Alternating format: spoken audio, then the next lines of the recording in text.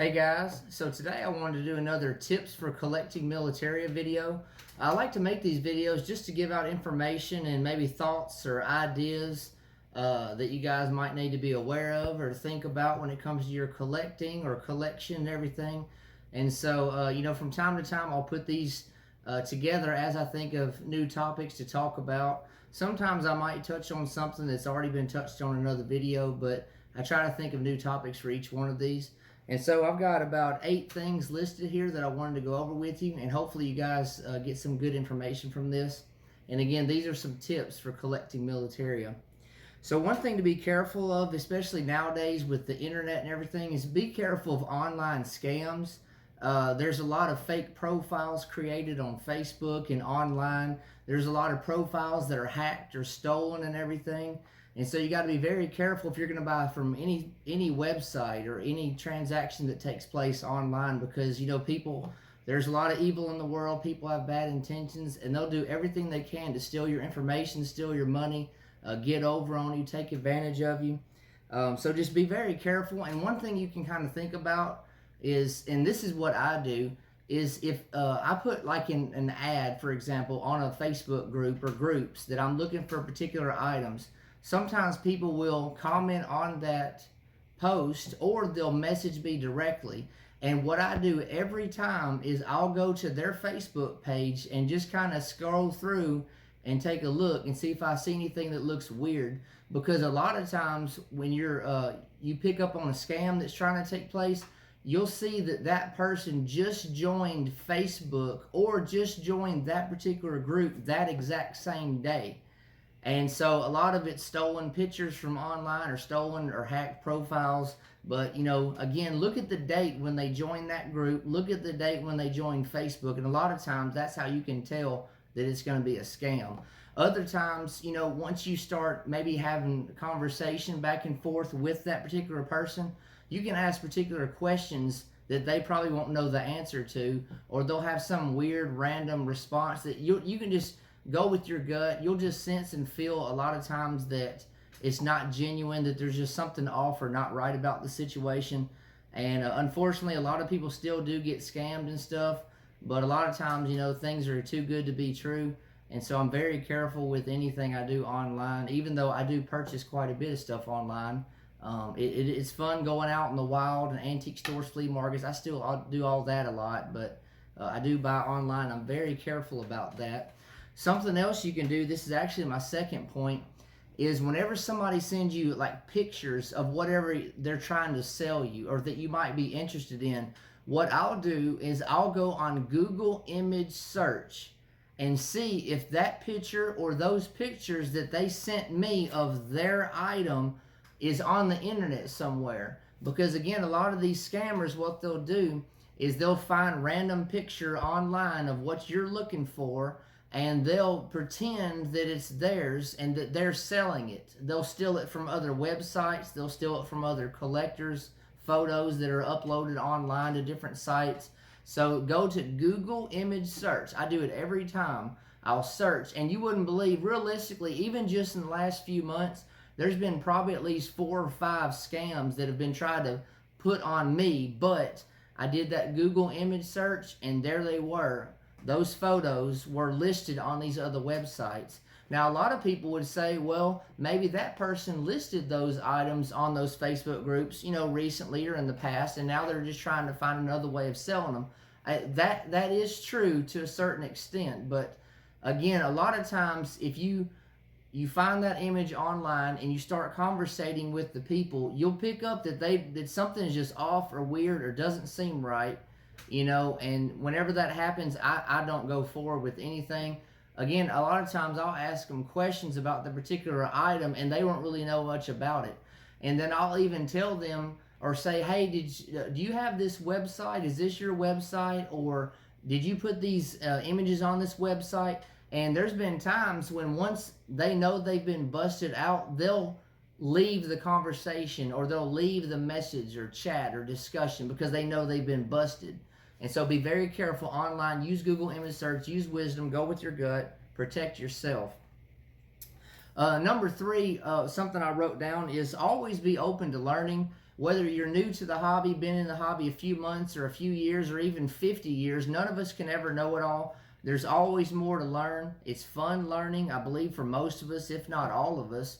And so just be open and willing to learn from others and get advice or information from other collectors, whether, again, you're new or been doing this for a long time, because that's how, you build relationships and you create friendships and everything.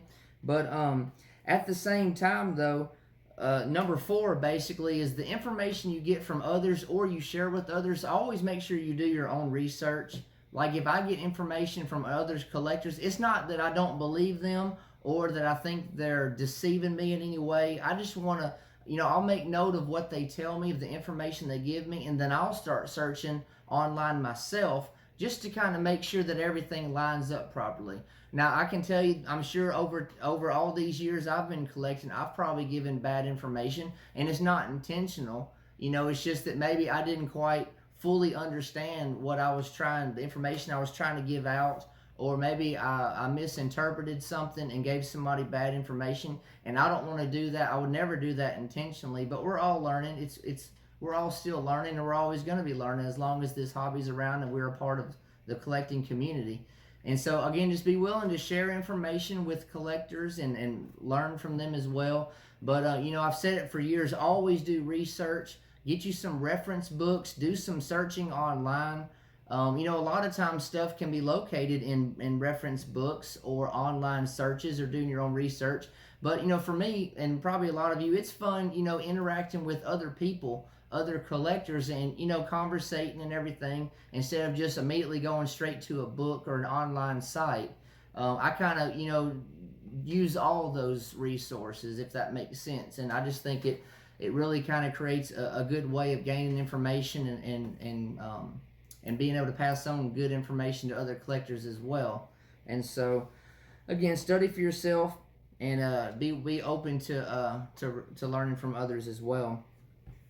The 5th point I got here, or tip, is get to know veterans, because, learning from veterans, whether it's World War II, Korea, Vietnam, or even, guys that served more recent than that, you can learn a lot from those veterans, from their experiences, from information about maybe the wars or particular incidents or battles that took place, the gear they use, the weapons they use, and everything. So get to know veterans, thank them for their service, spend time with them, go out to lunch with them, and, just learn from them, but at the same time, be very careful about the conversations that you have with them, especially the questions that you start to ask.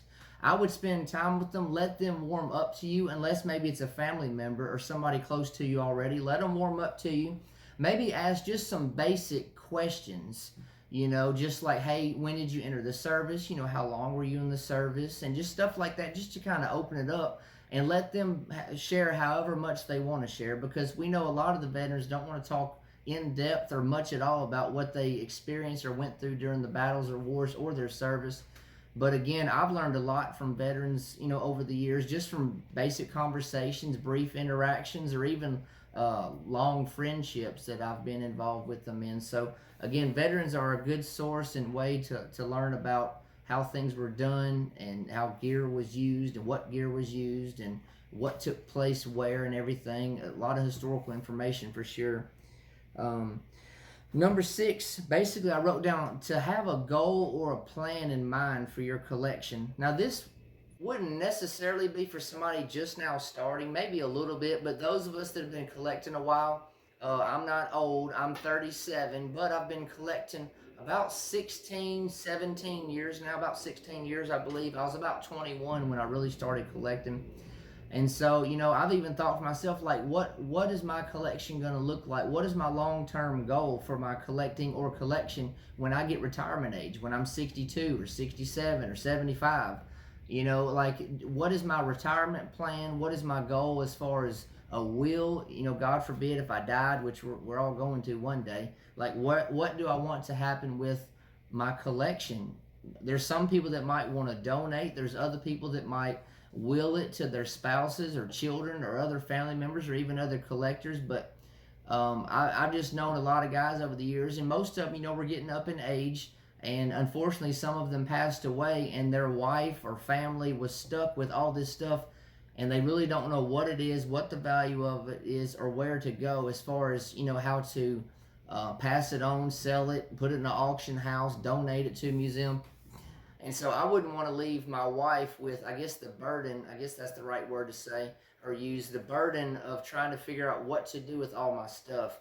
We've talked about it several times over the years, and she honestly has said that she would just leave my man cave where it is, which, if her and the kids, got hurting for money for some reason, then she knows she could start selling the firearms first, because that's really where a good chunk of the value would be. And she knows that I inventory pretty much most everything. Everything is tagged with the description of what it is, what I paid for it. That way she has an idea kind of what maybe she could get for it. But over the years, I've been educating her on certain things in my collection that could bring more value than just your basic or common items. But I don't actually have a will yet myself. But something we've talked about ourselves. I'm 37, she's 35. We have 4 children now. And so, just kind of what is my goal for my collection. Now, a lot of guys, what they'll do is they'll collect up until they get maybe their 60s or 70s retirement time. And then maybe they don't want to collect it anymore or as much, and they'll sell a lot of their collection. And that basically helps fund their retirement. If they want to travel or just have other plans for retirement, then selling their collection can help fund their retirement. So just keep that in mind. Make a plan as far as what you want your collection to look like, or what the outcome of your collecting is going to be when you do get up in age and older. Got 2 more things for you. So number 7, I wrote down, think about helping out younger collectors or other collectors. And the reason I say that is because we know the cost of everything, or most everything, has gotten expensive nowadays. There's inflation, a lot of stuff going on in the world. And honestly, for newer collectors, I think of young collectors maybe in their teens, teenage, or maybe early 20, middle 20s. I mean, I know people start collecting even in their 30s or 40s, for example, but a lot of the younger generation, it can be hard for them to really start collecting, because everything, or again, most everything is just so expensive nowadays, and a lot of the younger generation might not have the funds or money to be able to buy a lot of stuff. Now we know there's deals, and there are good prices to be found. A lot of time it's few and far between. We know a lot of collectors can start with things like collecting patches, or just canteens or mess kits, or something kind of basic starting out. But I've given people stuff over the years. I've had people giving me stuff. I've even been selling stuff that I've actually broke even on, or maybe made just a little bit of a profit. That way I can go ahead and kind of pass other things on for a reasonable price to some newer collectors or younger collectors, and just to see the excitement on their face and joy and everything when they're excited to add cool items or new additions to their collection. Because again, it can be so hard for, again, young folks, or a lot of people nowadays, to really get into the hobby. And I know most of you are like me and want to see this keep going and going. We got to keep this going and pass it on to the next generation, the next and everything. But so just be willing to share with others. I mean, we can't have it all. There's no reason to hoard up millions of dollars in military stuff. You know what I mean? It's cool having big collections. For a lot of us, are really detailed or specific things we collect. But again, we can't have it all. And like I was just talking about a minute ago, when we die, what's our collection going to look like? Do we want to leave a ton of stuff for our spouses or family to have to deal with, or start little by little passing stuff on to newer collectors to kind of help feed the excitement and their interest in the hobby, and keep it going for generations to come? Because we know there's a lot taking place right now to try to erase history. History doesn't need to be erased. It needs to be studied and learned from. And so that's just kind of, I guess, my 2 cents on that. And the last thing I got for you is, whenever, touching base back again on online purchases, a lot of Facebook groups, military groups, different websites, a payment option is PayPal. I use it a lot myself. And you have some options with PayPal. You have what's called friends and family, or goods and services. So a lot of times, even myself, when I've listed stuff on Facebook groups for sale, I'll say, you know, friends and family, or, you know, basically add, I think it's 4% for, that would be for goods and services. And the reason being, if friends and family through PayPal is if something got lost in the mail, there was a bad transaction where you got scammed or something, then you'll lose the money you have involved in that transaction, or you could lose the item.